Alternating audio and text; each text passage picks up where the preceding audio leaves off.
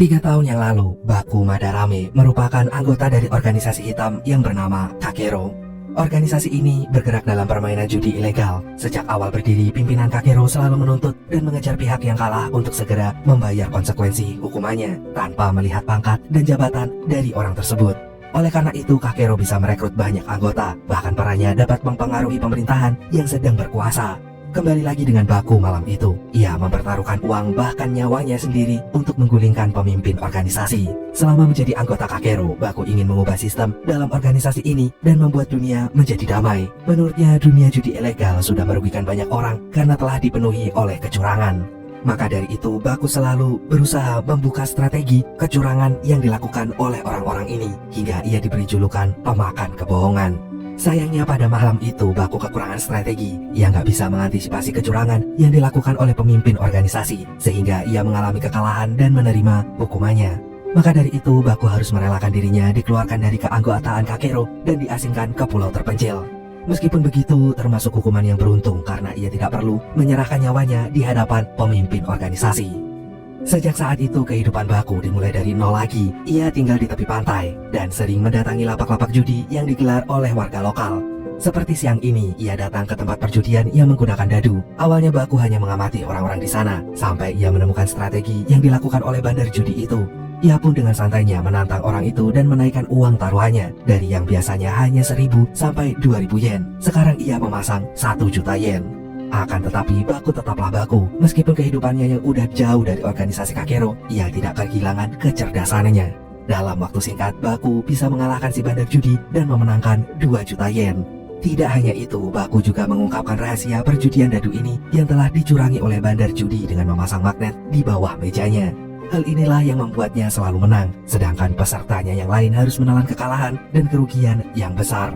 Setelah mendengar penjelasan Baku, orang-orang pun marah dan langsung meminta ganti rugi kepada sang bandar judi itu.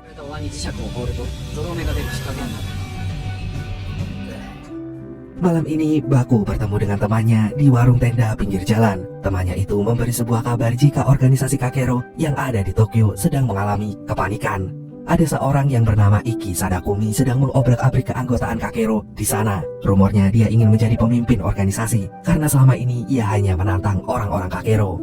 Uniknya, orang ini tidak punya latar belakang dari organisasi manapun. Dia adalah seorang peneliti yang berhasil menemukan bahan bakar pengganti minyak.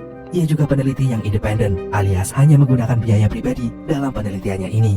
Melalui kabar yang beredar, banyak orang menginginkan hasil penelitian ini, termasuk dari beberapa organisasi, pemerintah, bahkan luar negeri. Namun tidak ada yang tahu bagaimana kelanjutan penelitian itu karena lab Sadakuni tiba-tiba meledak kemudian ia menghilang.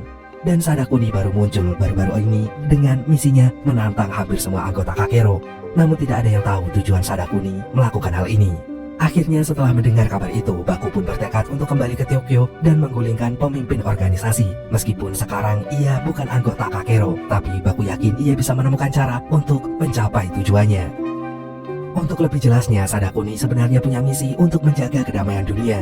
Meskipun hasil penelitiannya ingin dibeli oleh banyak orang, Sadakuni berniat memberikannya secara gratis supaya bisa digunakan oleh orang di seluruh dunia.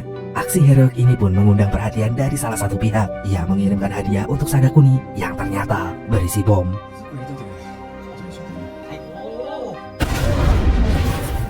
Ledakan ini akhirnya membuat semua teman Sadakuni meninggal, sedangkan ia mengalami kebutaan. Oleh karena itu, ia ingin menjadi pemimpin Kakero untuk balas dendam. Rencana ini pun dimulai Sadakuni dengan menantang semua anggota Kakero. Dia bukanlah orang sembarangan. Meskipun matanya buta, dia sangat hebat dalam berjudi, terutama permainan kartu. Ia bisa mengalahkan siapapun seolah-olah dapat menebak isi kartu lawan. Malam ini Sadakuni menantang Odera. Awalnya ia hanya menantang bermain kartu, namun karena ia bisa mengalahkan Odera dengan mudah, ia pun dicurigai oleh pengawal Odera. Akan tetapi karena wasit permainan menilai jika pertandingan ini adil, maka Sadakuni tetap dinyatakan sebagai pemenang. Dan sebelum Sadakuni pergi, ia memberi pesan kepada Odera bahwa tantangan ini ia lakukan untuk balas dendamnya.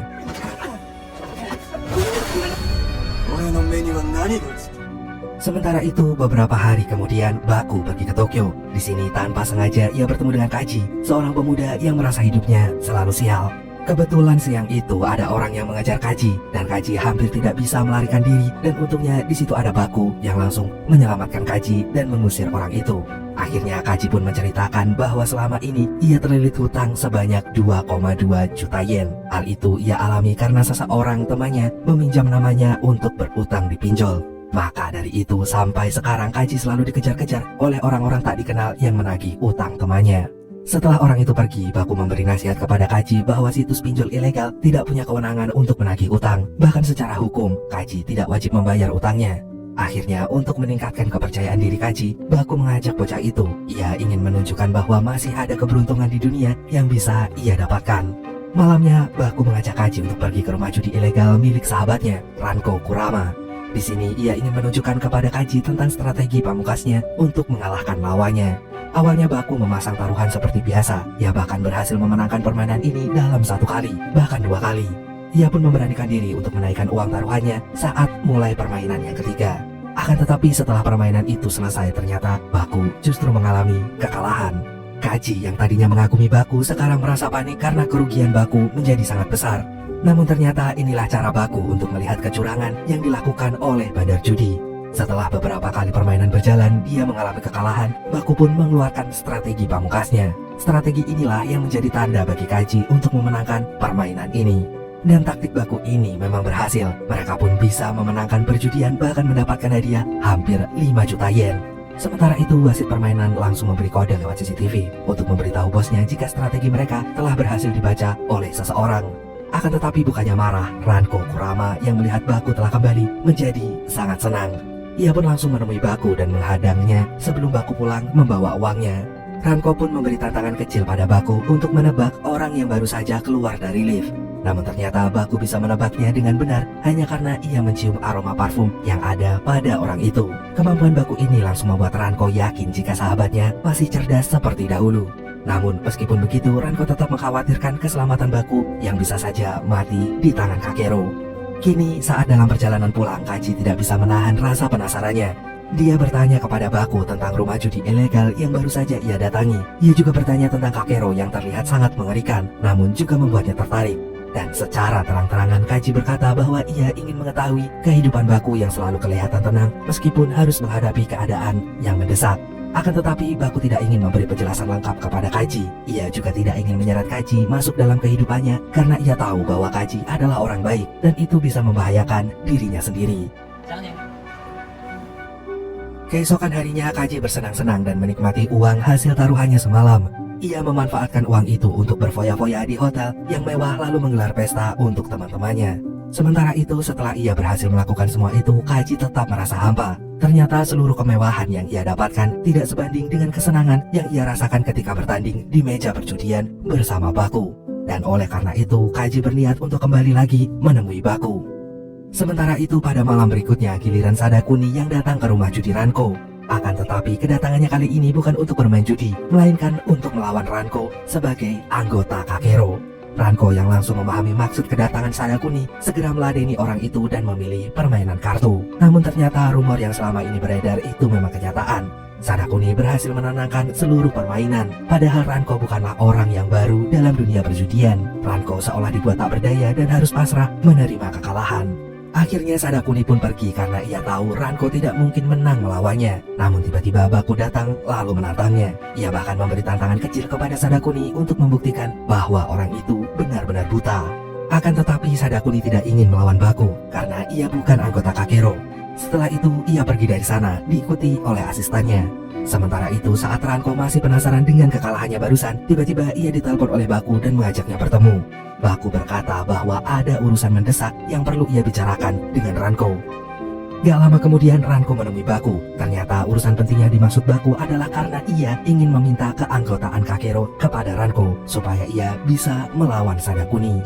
Namun tentu saja Ranko menolak karena keanggotaan Kakero merupakan hal berharga di hidupnya. Akhirnya Ranko pun memberi saran supaya Baku bertemu dengan Taro, salah satu anggota Kakero yang sering mencari orang untuk bermain dengannya. Sayangnya sebelum Ranko memberi peringatan tentang berbahayanya Taro, Baku justru sudah pergi untuk menjalankan rencana selanjutnya. Secara kebetulan Baku malah bertemu dengan Kaji yang ternyata memang ingin bicara padanya. Namun tak butuh waktu lama Baku pun menerima Kaji sebagai asistennya karena ia sadar bahwa ia sekarang membutuhkan Kaji.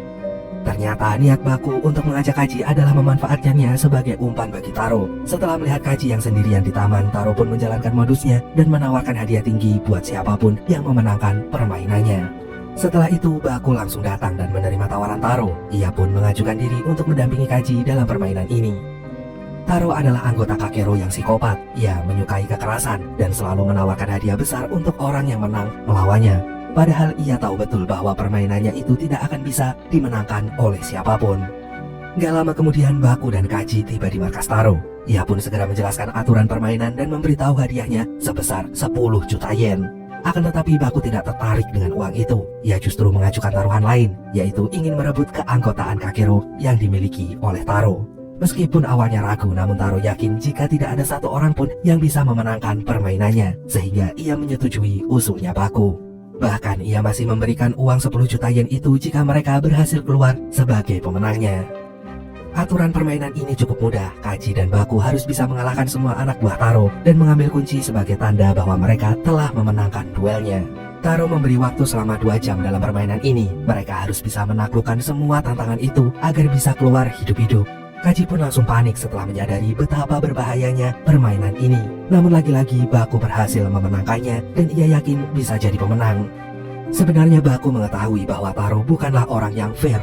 Maka dari itu ia memasang penyadap suara secara diam-diam supaya bisa mengetahui perintah Taro kepada anak buahnya. Oleh sebab itu Baku selalu bisa mengantisipasi bahkan melakukan serangan balik kepada anak buah Taro. Strategi Baku ini cukup berhasil. Ia dan Kaji berhasil mengumpulkan semua kunci dalam waktu kurang dari 2 jam. Hal ini pun membuat Taro sangat marah sehingga ia mengeluarkan senjata pamungkasnya yang ia panggil dengan Rodem. Rodem adalah hasil percobaan genetik manusia. Ia sengaja diciptakan untuk mendapatkan hasil sebagai manusia terkuat. Saat mode terkuatnya diaktifkan, ia akan memiliki kecenderungan membunuh namun tidak bisa membedakan antara lawan dan kawannya. Akan tetapi Rodem hanya bisa bertahan selama 15 menit. Selebihnya ia akan tidur seharian karena otaknya yang mengecil akibat permainan ini. Dan setelah Rodem dikeluarkan, Baku dan Kaji harus segera bersembunyi karena Rodem adalah makhluk yang sangat kuat dan lincah. Untuknya Baku dan Kaji berhasil melarikan diri dan masuk dalam sebuah bangunan di hutan itu. Bertepatan dengan saat itu, Baku melihat cairan kimia yang bisa digunakan untuk mengalahkan Rodem. Awalnya Baku memancing Rodem agar makhluk itu mengejarnya, sedangkan Kaji ia menunggu Rodem lengah lalu mengguyurkannya dengan cairan kimia. Akhirnya Baku pun berhasil menaklukkan Rodem. Wasit pun menyatakan kemenangan Baku dan Kaji. Meskipun Taro gak terima dengan kekalahannya, mau gak mau ia harus menjalani konsekuensinya dengan memberi uang sekaligus keanggotaan Kakeronya kepada Kaji. Sebelumnya Kaji bingung karena tiba-tiba bergabung dalam Kakero, namun ternyata ini merupakan salah satu rencana Baku. Sayangnya Baku terluka saat melawan Rodem. Ia pun harus dilawat oleh Ranko sampai ia merasa sembuh. Namun tiba-tiba Baku justru mengajukan permintaan aneh, yaitu meminta izin pada Ronku untuk mengajak temannya tinggal di sana. Akhirnya karena Ronku memang jatuh hati pada Baku, ia pun mengizinkannya. Ternyata teman yang dimaksud Baku adalah Rodem. Jika mode terkuatnya tidak diaktifkan, maka Rodem akan terlihat seperti manusia biasa. Ia mengaku tidak bisa mengenali dirinya sendiri saat menjadi Rodem. Bahkan ia tidak tahu kalau dirinya bisa membunuh manusia. Setelah itu Baku menjelaskan masa lalu Rodem dan kekejaman yang dilakukan Taro padanya. Dan oleh karena itu hari ini Baku akan membebaskan Rodem, lalu memanggilnya Marco.